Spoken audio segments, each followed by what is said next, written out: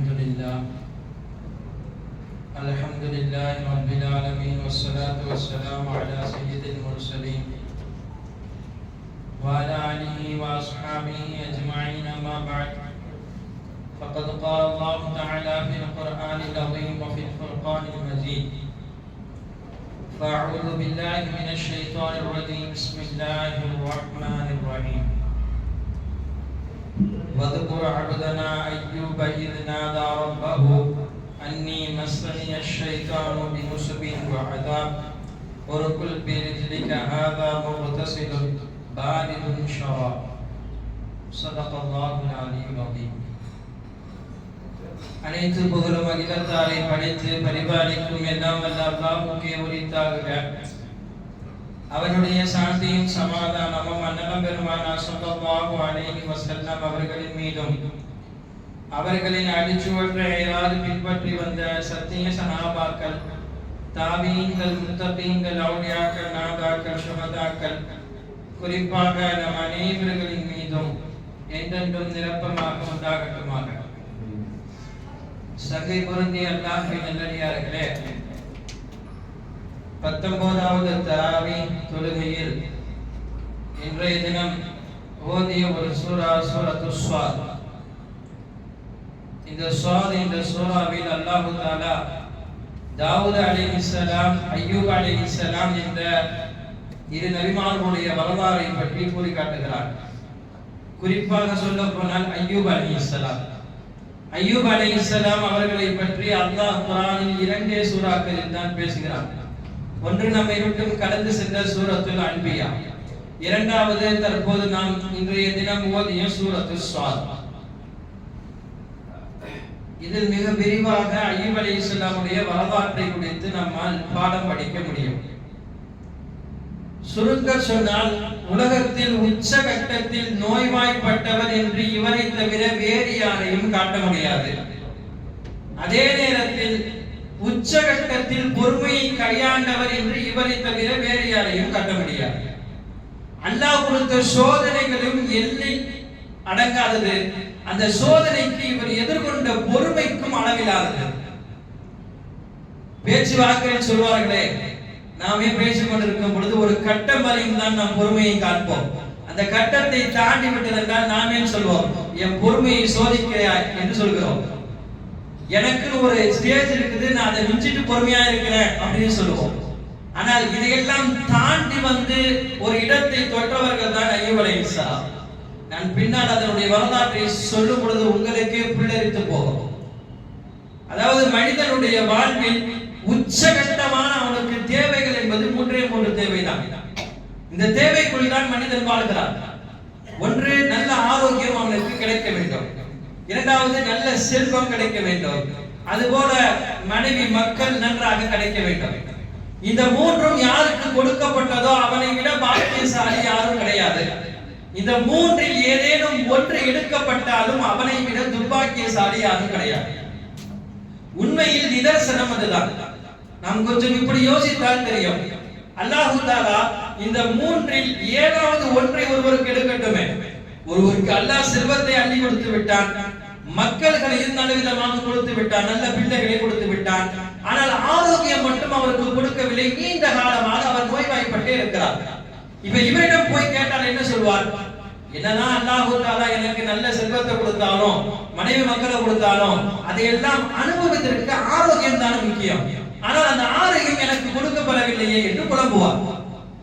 அடுத்த கட்டமாக, சரி ஆரோக்கியத்தை கொடுத்து விட்டு கொஞ்சம் செல்வத்தை எடுத்து ஆரோக்கியத்தையும் மக்களையும் கொடுத்தால், அவரிடம் நீங்கள் போய் கேளுங்கள். அல்லாஹ் ஏராளமான மக்களை கொடுத்திருக்கான், ஆரோக்கியத்தையும் கொடுத்திருக்கிறான். ஆனா இந்த ஆரோக்கியத்தையும் மக்களையும் வைத்து எதற்கு? செல்வத்தை கொடுத்தால் தானே நான் சுகமாக வாழவும் முடியும், எனது மக்களுக்கும் அள்ளி கொடுக்க முடியும். அப்ப நான் இப்படி பரமையாளையாக இருந்து நான் என்னத்தை கண்டேன் உலகில் என்று அவர் புலம்புவார். இந்த 2ஐயும் கொடுக்கப்பட்டு மக்களை மட்டும் அல்லாஹ் எடுத்துக்கொண்டான் என்றால், குழந்தை பாக்கியம் மட்டும் ஒருவருக்கு கொடுக்கவில்லை, ஆனால் நல்ல ஆரோக்கியத்தை கொடுத்து விட்டான், நல்ல செல்வ செழிப்பை எடுத்து கொடுத்து விட்டான். அவரிடம் நீங்கள் போய் கேளுங்கள்.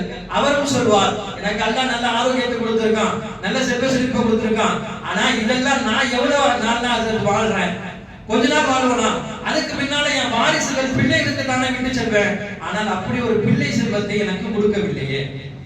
அப்ப இந்த மூன்றில் அல்லாஹ் எதை கை வைத்தாலும் அடியான் உடைந்து போய் விடுகிறான், உக்கி போய் விடுகிறான். ஏதாவது ஒரே ஒன்று கிடைக்காவிட்டாலும் அடியானுடைய நிலை இது. கொஞ்சம் யோசியுங்கள். ஆனால் அய்யூப் அலைஹிஸ்ஸலாமுக்கு அல்லாஹ் இந்த மூன்றையும் கொடுத்து எடுத்து விட்டார். ஒரு கட்டம் இருக்கிறது, இந்த மூன்றில் ஏதாவது ஒன்று எடுக்கப்பட்டாலே நாம் அப்படி யோசிக்கிறோம். இரண்டாவது, இந்த மூன்றையுமே ஒருவருக்கு கொடுக்கப்படவில்லை என்றால் அவரை கவனித்து நாம் இன்னும் அதிக கவலைப்படுவோம். வாழ்க்கை முழுக்க அல்லாஹ் குழந்தை பாக்கியமே கொடுக்கல அப்படின்னா ஓரளவுக்கு சரி, அந்த நிலையில அவர் இருக்கிறார்னா தாங்கிக் கொள்வார். ஆனா ஒரு 60 கடந்து அவருக்கு குழந்தையை கொடுத்து மறுபடியும் அந்த குழந்தையை எடுத்தால் வாழ்க்கை முழுக்க ஏழையாக வாழ்கிறார் என்றால் போட்டு விடலாம். ஆனால் ஒரு கட்டத்தில் பணக்காசுகளை எல்லாம் அள்ளி கொடுத்து அதையெல்லாம் மறுபடியும் எடுத்தால் வாழ்க்கை முழுக்க அல்லாஹ் சோதனைகள் நிரம்ப அவருக்கு உடல்நிலை சரியாமல் நோய்வாய்ப்பட்டு அப்படியே வைத்திருக்கிறார். ஆனால் ஒரு கட்டத்தில் நல்ல நிலைக்கு எழுந்து நடந்து நல்ல மாதிரியாக இருக்கக்கூடிய நிலையில் மறுபடியும் அல்லாஹ் பிடித்து படுக்கையாக போட்டால் இது அதை விட கொடூரம். அல்லாஹ் ஒரு அருட்கொடை நமக்கு கொடுத்து விட்டு எடுக்கிறான் என்றால் உண்மையில் உலகத்தில் அதை பற்றி யாராவது சொல்ல வேண்டும் என்றால் யார் அந்த அருட்கொடையை கொடுத்து விட்டு எடுத்தவுடன் வந்து பேசுகிறாரே அவர் மட்டும்தான் அதை பற்றி சொல்ல முடியும். ஏனென்றால் அய்யூப் அலைஹிஸ்ஸலாமுக்கு அல்லாஹ் தஆலா அப்படி சோதித்தார். அவர்கள் வாழ்ந்த 70 வயது காலம் வரையும் அவர்களை போல் பணக்காரன் கிடையாது. அவர்களை போல் உடலில் சக்தி பெற்றவன், அவ்வளவு உடல் வாக்கு கொண்டவன் யாரும் கிடையாது. கிட்டத்தட்ட 14 பிள்ளை செல்வங்களை அவர்களுக்கு கொடுத்திருந்தான். இப்படி அரும்பெரும் செல்வனாக அத்தனையும் கொடுக்கப்பட்ட அய்யூப் அலைஹிஸ்ஸலாமுடைய வாழ்க்கைக்குள் நாம் வரலாம். 70 வயதுக்கு பின்னால் அவர்கள் நோய்வாய்ப்படுகிறார்கள். நோய்வாய்ப்படுதல் என்றால் எப்படிப்பட்ட நோய் வந்தது? உடல் முழுக்க புண்கள் ரணங்களாக ஆக்கப்பட்டது. சொத சொதவென்று சொல்வார்களே அப்படி. ஒரு இடத்திலும் கூட அந்த புண் ஆறவில்லை. அந்த அளவுக்கு வாயை தவிர அத்தனை இடங்களும் ரணங்களாக காணப்பட்டது. எந்த அளவுக்கு எழுதுகிறார்கள், அய்யூப் அலைஹிஸ்ஸலாமை நெருங்குவதற்கு கூட மக்கள் வரவில்லை. அந்த அளவுக்கு அய்யூப் அலைஹிஸ்ஸலாமை விட்டு மக்கள் தூரமாகி போனார்கள். அந்த நோய் இருந்தது ஒரு மாதம் காலம் இருந்து அதற்கு பிறகு சரியானால் பரவாயில்லை. ஒரு 2 மாதம் 3 மாதம் இருந்தது. அதற்கு பிறகு அல்லாஹ் ஒரு ஷிஃபாவை கொடுத்தான். நம்மில் பலர்கள் நோய்வாய்ப்படலாம். ஒரு மாதம் ஆகுமா, ஒரு வருஷம் ஆகுமா.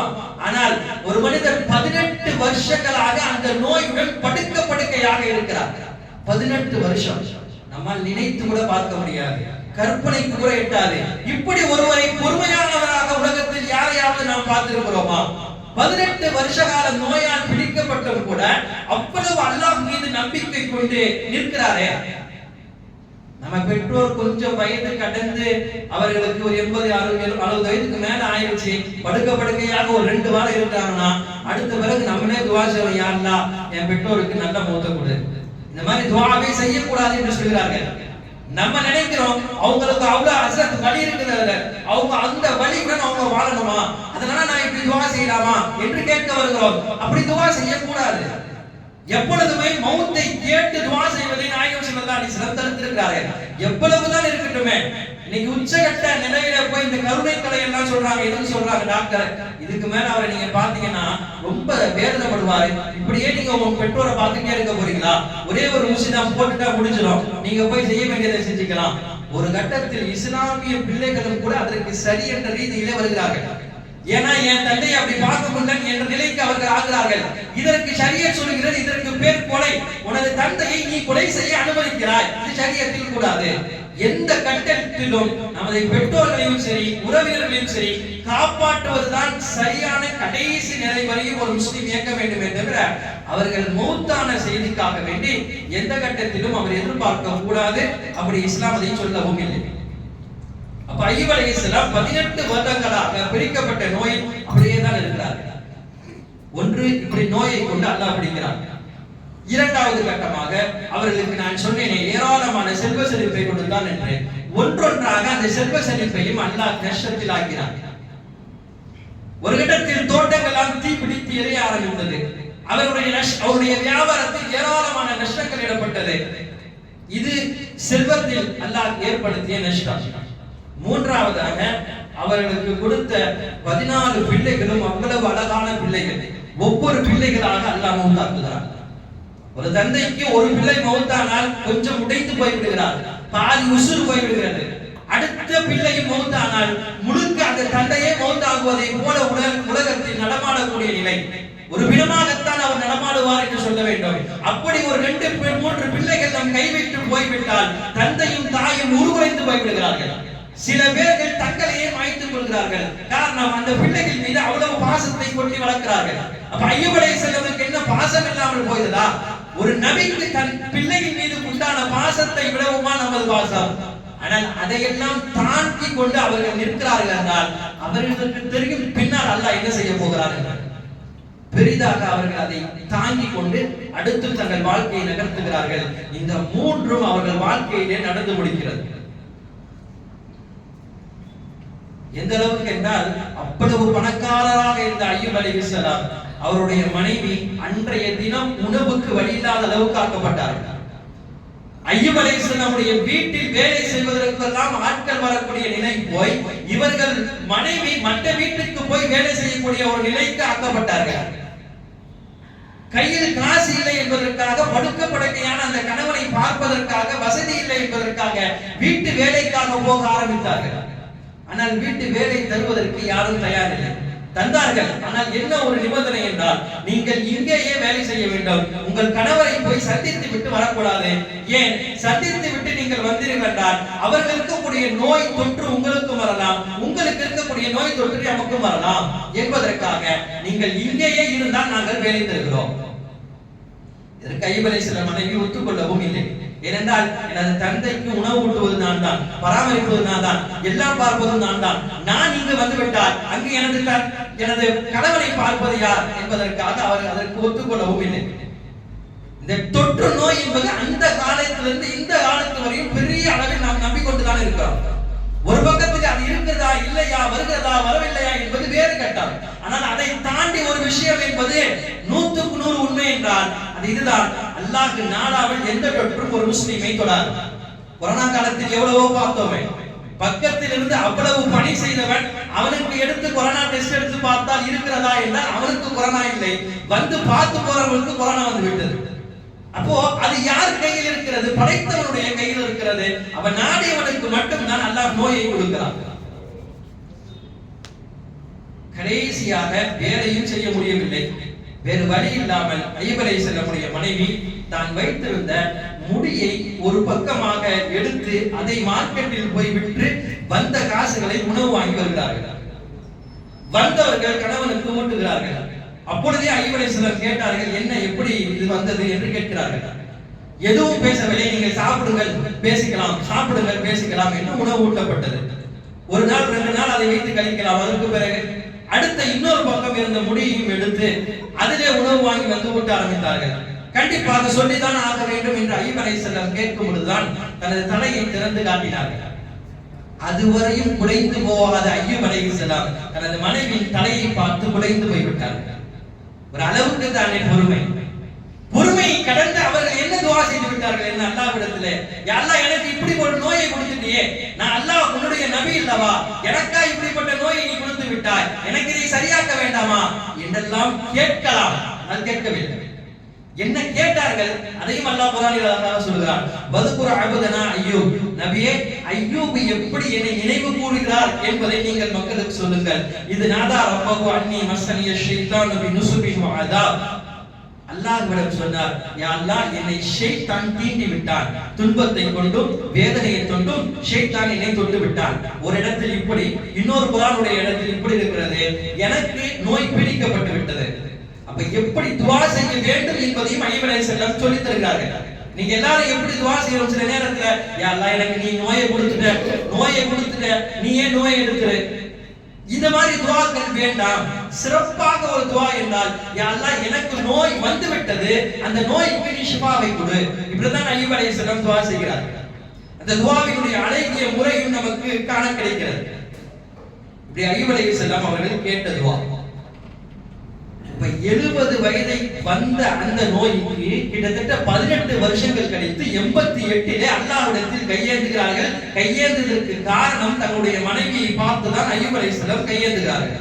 இப்ப நம்முடைய வாழ்க்கையை கொஞ்சம் கொஞ்சம் நிதர்சனமாக நாம் கொண்டு வருவதற்கு கடமைப்பட்டிருக்கிறோம்.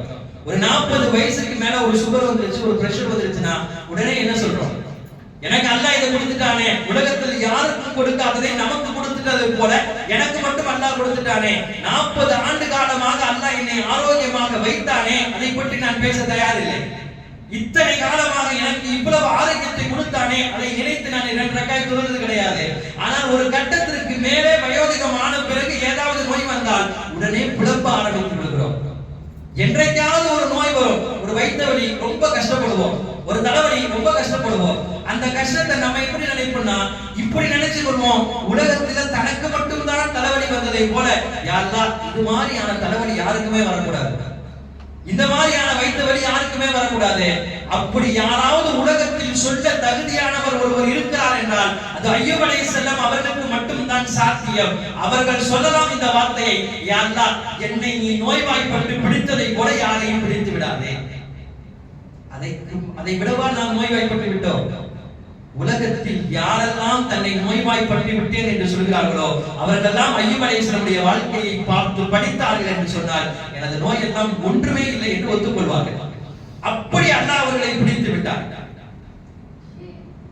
ஆனாலும் கூட அவர்கள் நிலை குலைந்து போய்விடவில்லை, அல்லாஹ்விடத்தில் நிராசையாகவில்லை. அல்லாஹ் திரும்ப திரும்ப சொல்லக்கூடிய வார்த்தை அதுதானே, எந்த கட்டத்திலும் நான் உங்களை போய் விடுவேன், ஆனால் உங்களிடம் நான் ஒன்றே ஒன்று பார்ப்பேன், நீங்கள் நிராசை ஆகிறீர்களா இல்லையா என்றுதான் பார்ப்பேன். அதனால இந்த 18 வருஷம் அவங்க எந்த மருத்துவத்தையும் எடுக்கலையா, எல்லா விதமான மருத்துவத்தையும் எடுத்தார்கள். எத்தனையோ டாக்டர்கள் மருத்துவர்களை அணுகினார்கள். ஆனால் அந்த அணுகப்பட்ட மருத்துவம் எல்லாம் அல்லாஹ் நாடினால் தானே குணமாகும். அல்லாஹ் நாடாமல் எந்த மருத்துவத்திலும் மருந்திலும் குணமாகாது என்பதை அய்யூப் அலைஹிஸ்ஸலாம் வாழ்க்கையிலிருந்து அல்லாஹ் நிரூபிக்கிறானா இல்லையா? மருத்துவம் எடுப்பது கூடும், ஆனால் அந்த மருத்துவத்தின் மூலமாக அல்லாஹ் ஷிஃபா கொடுத்தால் மட்டும் தானே சாத்தியமாகும்.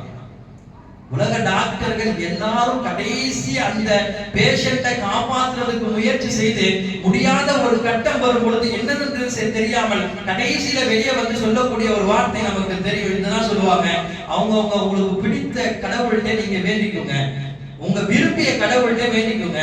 இதற்கு என்ன காரணம்? 2 இருக்கிறது. ஒன்று, அவர் பிழைப்பாரா இல்லையா என்பதற்காக அவர்கள் சொல்வது. இரண்டாவது, இதற்கு மேலும் ஒருவர் அவருடைய உயிரை பிடித்து நிறுத்த வேண்டும் என்றால் உங்கள் கடவுளால் அது சாத்தியம், நீங்கள் கேளுங்கள் என்று மருத்துவ உலகம் ஒத்துக்கொண்டது. எத்தனையோ முறையில் இந்த வார்த்தையை நாம் ஆங்கிலத்தில் கேட்டிருப்போம், தி மெடிக்கல் மிராக்கிள் என்று சொல்வார்கள். மெடிக்கல் மிராக்கிள்னா என்ன? அந்த இடத்திலே மருத்துவம் தோற்று போய்விட்டது. உலகத்தில் அவரை உயிர்ப்பித்தது யார் என்று மருத்துவர்களுக்கு தெரியவில்லை, யார் அந்த நோய்க்கு மருந்து கொடுத்தார் என்று புரியவில்லை. அதைத்தான் மெடிக்கல் மிராக்கிள் என்று சொல்வார்கள். அதை அல்லாஹ் அய்யூப் அலைஹிஸ்ஸலாமுடைய வாழ்க்கையில் அப்படியே சாத்தியமாக்கி காட்டினார். அதைத்தான் அடுத்து நாம் பார்க்க இருக்கிறோம். ஷைத்தான் என்னை தொட்டு விட்டான், தீண்டி விட்டான் என்று சொன்ன பிறகு அய்யூப் அலைஹிஸ்ஸலாமுக்கு அல்லாஹ் எப்படி ஷிஃபாவை கொடுக்கிறார். எப்போதுமே அவர்கள் மனைவி உணவி உண்ட பிறகு அதற்கு பிறகு சில நேரங்களில் சுய தேவைக்காக அய்யூப் அலைஹிஸ்ஸலாம் இருக்கும் பொழுது அவர்கள் மனைவி அவர்களை விட்டு கொஞ்சம் தூரம் போய் விடுவார்கள். சுய தேவை எல்லாம் முடிந்த பிறகு அய்யூப் அலைஹிஸ்ஸலாம் சத்தம் கொடுக்கும் பொழுது மனைவி வருவார்கள். இப்ப கொஞ்சம் தூரம் வெளியே போகும்போது அப்படி வெளியே போய் அந்த பக்கமா போய் நின்றுட்டாங்க. சுய தேவை முடித்த பிறகு அய்யூப் அலைஹிஸ்ஸலாம் கூப்பிட்டது அவருடைய காதில் சரி வர விழவில்லை. அப்ப அய்யூப் அலைஹிஸ்ஸலாமுக்கு கொஞ்சம் கோபம் ஏற்பட்டது. பொதுவாகவே நோய்வாய்ப்பட்டவர்கள் பக்கத்திலே இருக்கணும். ஒரு கட்டத்துல நம்ம இல்லாம போயிட்டுன்னு சொன்னா அடுத்து அவர்கள் சொல்லக்கூடிய வார்த்தை நம்மால தாங்கிக் கொள்ள முடியாது. ஏன்னா அவங்க அவ்வளவு வேதனையை சமாளிச்சுட்டு இருக்காங்க. அப்போ அவ்வளவு வேதனையை சமாளித்துக் கொண்டு இருக்கும்போது என்ன வேணாலும் சொல்லி விடலாம். அந்த கட்டத்தில் அய்யூப் அலைஹிஸ்ஸலாம் இருக்கும்போது இப்படி சொல்லிட்டாங்க, எங்க போனா தெரியல, வந்தா ஒரு 100 அடி அடிப்பேன், 100 அடி அடிப்பேன் என்று சொல்லிவிடுகிறார்கள்.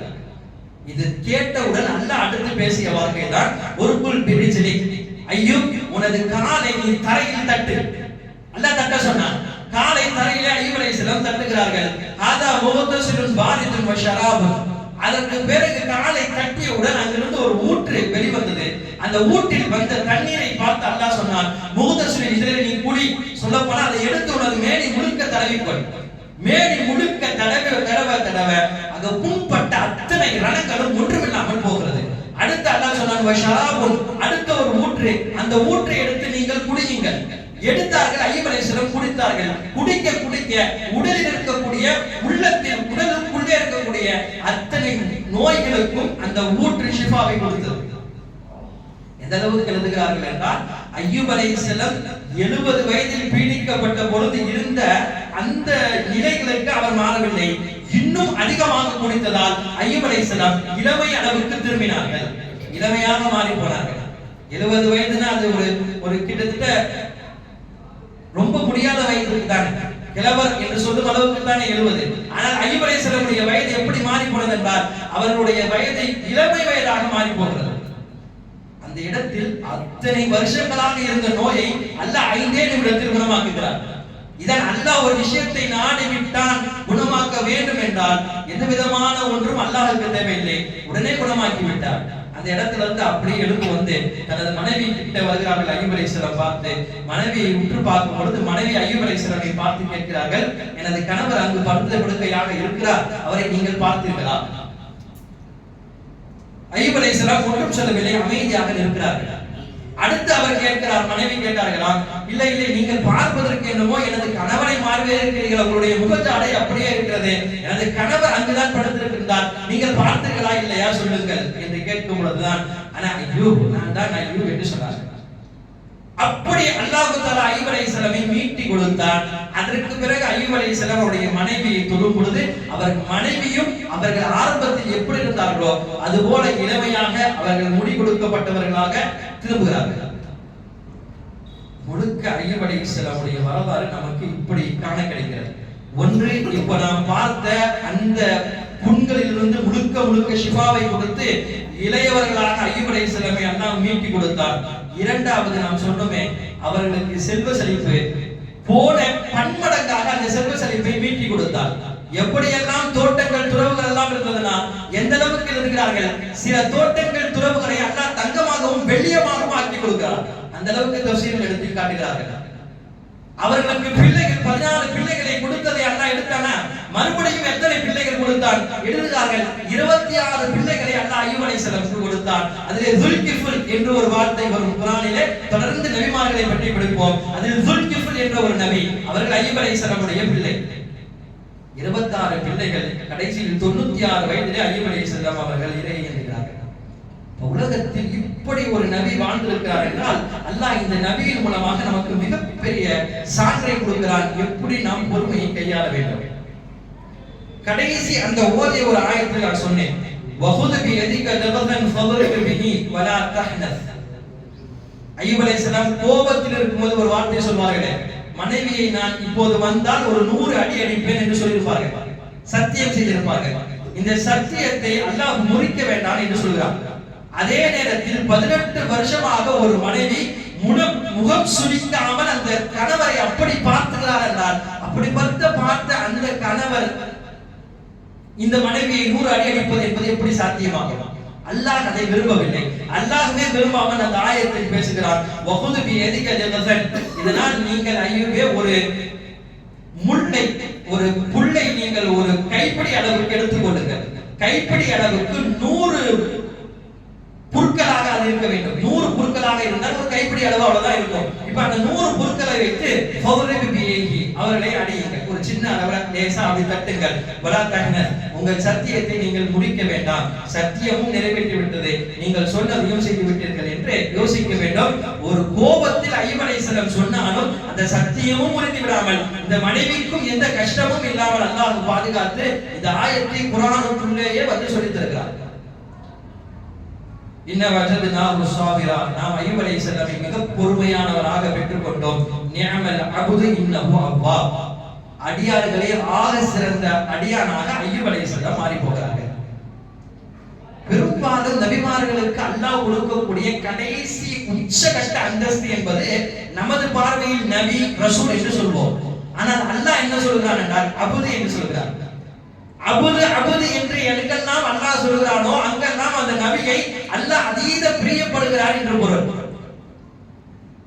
ஒரு ஆயத்து இப்படி வரும், நாம் கேள்விப்பட்டிருக்கலாம். கபர்ஸ்தானில் கடைசி அடக்கெல்லாம் முடிச்சுட்டு மோதின் சாப் வந்து அந்த தண்ணி எடுத்து அப்படியே ஊத்து பொழுது சொல்லுவார் இந்த ஆயத்தை, யா அய்யத்துஹ நஃப்ஸுல் முத்மஇன்னா இர்ஜிஇ இலா ரப்பிகி ராதியத்தன் மர்தியா ஃபத்குலி ஃபீ இபாதி வத்குலி ஜன்னதி அப்படி சொல்லி ஊத்துவார். பார்த்திருக்கலாம். இந்த ஆயத்துடைய அர்த்தம் என்னென்றால், யா அய்யத்துஹ நஃப்ஸுல் முத்மஇன்னா, அமைதி பெற்ற ஆத்மாவே, இர்ஜிஇ இலா ரப்பிகி, உனது ரப்பின் பக்கம் நீ திரும்பு. எப்படி திரும்பு? ராதியத்தும் மர்தியா, பொருந்தி கொள்ளப்பட்ட நிலையில் நீ திரும்பு. ஃபதுகுலி ஃபீ இபாதி, எனது அடியாருடைய ரூஹுடன் நீ போய் சேர். அல்லாஹ் என்ன சொல்லல இந்த இடத்துல? நபிமார்களுடன் போய் சேர், ரசூல்மார்களுடன் போய் சேர் அல்ல, எனது அடியாருடைய ரூஹுடன் போய் சேர். எனது அடியார்கள் என்று அல்லாஹ் சொல்வது உலகத்தின் உச்சகட்டமாக அல்லாஹ்வால் பிடிக்கப்பட்டவர்களை மட்டும்தான் அல்லாஹ் சொல்கிறார். இப்ப இந்த அபதுடைய அந்தஸ்துக்கே ஒருவர் வர வேண்டும் என்றால் எத்தனை கட்டத்தை தாண்ட வேண்டும் என்பதை இந்த ஆயத்தில் அல்லாஹ் சொல்லி தருகிறார். நஃப்ஸுகளில் பல நஃப்ஸுகள் இருக்கிறது அல்லவா? அந்த நஃப்ஸில் ஆக பெரும் நஃப்ஸ் என்பது அம்மாரா. இந்த நஃப்ஸ் தான் மனிதனுடைய பெரும்பாவத்தை கொண்டு அவனை ஏவிக்கொண்டே இருக்குவான். அடுத்து லவ்வாமா, பாவத்தை செய்தால் படித்துக் கொண்டே இருக்கும், பாவம் செய்யும் என்று தூண்டிக் கொண்டே இருக்கக்கூடிய நஃப்ஸ். முல்ஹிமா, பாவமும் செய்ய வேண்டும், சில நேரத்தில் நன்மையும் செய்ய சொல்லும். முல்ஹிமா என்ற இந்த நஃப்ஸ், இந்த மூன்று நஃப்ஸையும் கடந்து வந்து ராதியா, மருதியா என்று 6-7 விதமான நஃப்ஸ்களை எல்லாம் கடந்து வந்து நஃப்ஸே முத்மஇன்னா என்ற அந்த அமைதி பெற்ற நஃப்ஸாக அவர் ஆகி அதுக்கு பிறகுதான் அபுதுடைய அந்தஸ்தில் அவர் சேர்கிறார். அபுதாக ஆகுவதற்கு அல்லாஹ்விடத்தில் இத்தனை கட்டங்களை தாண்டி வர வேண்டியிருக்கிறது. ஆனால் அய்யூப் அலைஹிஸ்ஸலாமை பற்றி அல்லாஹ் பேசும் பொழுது நிஅமல் அபுது, அபுதுகளிலே ஆக சிறந்தவர் என்று பேசுகிறார். இதற்கு ஒரே ஒரு காரணம் நாம் எடுத்து பார்த்தால் அவர்கள் கையாண்ட பொறுமைதான். உலகத்தில் பல கட்டத்தில் நம்மை அல்லாஹ் சோதிக்கலாம். அது செல்வத்தில் இருக்கலாம், குடும்பத்தில் இருக்கலாம், குழந்தைகளில் இருக்கலாம். ஆனால் அந்த சோதனைகளை எல்லாம் தாண்டி அல்லாஹ்விடத்தில் நான் நிராசையாக துஆ செய்து கொண்டே இருக்கிறேனா என்ற இதை மட்டும் தான் அல்லாஹ் பார்த்து கொண்டே இருக்கிறார். இந்த ஒன்றுதான் அல்லாஹ்விடத்தில் ஏற்றுக்கொள்ளப்பட்டதாக இருக்கிறது. இந்த அபுது என்ற இந்த அந்தஸ்துக்குள் ஒருவர் வர வேண்டும் என்றால் ஒரு 3ஐ அவருக்குள் எடுக்க வேண்டும் என்று சொல்றார்கள். ஒன்று இஸ்திகாமா, செய்யக்கூடிய அமல்களில் நிரந்தரமாக செய்வது, ஒரு சின்ன அமலாக இருந்தாலும் தொடர்ந்து செய்வது, அந்த இஸ்திகாமத் அவருக்குள் வர வேண்டுமா. இரண்டாவது இஹ்லாஸ், எதை செய்தாலும் அல்லாஹ்வுக்காக செய்யணும். இது ரெண்டுமே அய்யூப் அலைஹிஸ்ஸலாம் இருந்தது. பாருங்க, இஸ்திகாமத்தாக அனைத்தையும் செய்தவர்கள் அய்யூப் அலைஹிஸ்ஸலாம், இஹ்லாஸாக செய்தவர்கள் அய்யூப் அலைஹிஸ்ஸலாம். எனவே தான் தனக்கு வந்த அந்த நோயை எந்த கட்டத்திலும் யாரிடத்திலும் செல்லவில்லை. கடைசியாக மூன்றாவது, அடியார்களிடம் போய் எதையும் சொல்லாமல் தனது தேவைகளை முழுக்க முழுக்க அல்லாஹ்விடத்தில் சொல்வது. இதில் முழுக்க முழுக்க அய்யூப் அலைஹிஸ்ஸலாம் இணைந்திருந்தார்கள். இந்த மூன்றும் அவர்களுக்கு சாத்தியமானதனால் தான் அய்யூப் அலைஹிஸ்ஸலாமை பற்றி அல்லாஹ் நிஅமல் அபுது என்று பேசுகிறார். எனவே நமது வாழ்க்கையில் எண்ணற்ற சோதனைகள் வரலாம். சோதனை எதற்குமே அல்லாஹ் தஆலா தீர்வில்லாமல் வைக்க மாட்டான். அந்த தீர்வுகளை முனைந்து அல்லாஹ்விடம் நமது துஆவை எடுத்து வைக்க வேண்டும். கண்டிப்பாக துஆவுக்கு இந்த உலகத்திலேயே அல்லாஹ் பதில் சொல்வார். ஆனால் அவர் எப்படி பதில் சொல்வார் என்றால் நாம் அந்த துஆவை தொடர்ந்து செய்ய வேண்டும், நிராசையாகாமல் செய்ய வேண்டும். துஆவுக்கு இந்த 2 நிபந்தனைகளும் அல்லாஹ் எதிர்பார்க்கக்கூடிய நிபந்தனை. பின்னால் ஒரு விஷயத்தை பார்ப்பான், தொடர்ந்து துஆ செய்யறானா, நிராசையாகாம துஆ செய்யறானா. ஆனா நம்ம துஆனா எப்படி இருக்கும் அப்படின்னா, ஒண்ணு ரமதான் வந்தா இருக்கும், இல்ல தேவை வந்தா இருக்கும். ஏதாவது தேவை எனக்கு இப்ப கிடைக்கணும் வந்தா அல்லாஹ்ட்ட துஆ செய்வோம், இல்ல ரமதான் வந்தா அல்லாஹ்ட்ட வந்து கேட்போம். ஆனா அல்லாஹ் இது ரெண்டும் இல்லாம எப்போதுமே அல்லாஹ்விடத்தில் வந்து கேட்கக்கூடியவர்களே அல்லாஹ் விரும்புகிறார். அதே நேரத்தில் கேட்டுவிட்டு ஒரு கட்டம் வரையும் கேட்டுவிட்டு இதற்கு மேல அல்லாஹ் கொடுக்கிற மாதிரி தெரியல, அந்த நிலைக்கு வராமல் இருப்பதை அல்லாஹ் விரும்புகிறார். எனவே அய்யூப் அலைஹிஸ்ஸலாமுடைய பொறுமையை அல்லாஹ் நம் அனைவருக்கும் தருவானாக. நாம் செய்யக்கூடிய துஆக்களிலே நிராசையாகாமல் துஆ செய்யக்கூடிய பாக்கியத்தை தந்தருள் புரிவானாக. வாஹிரு தவானா அல்ஹம்துலில்லாஹி.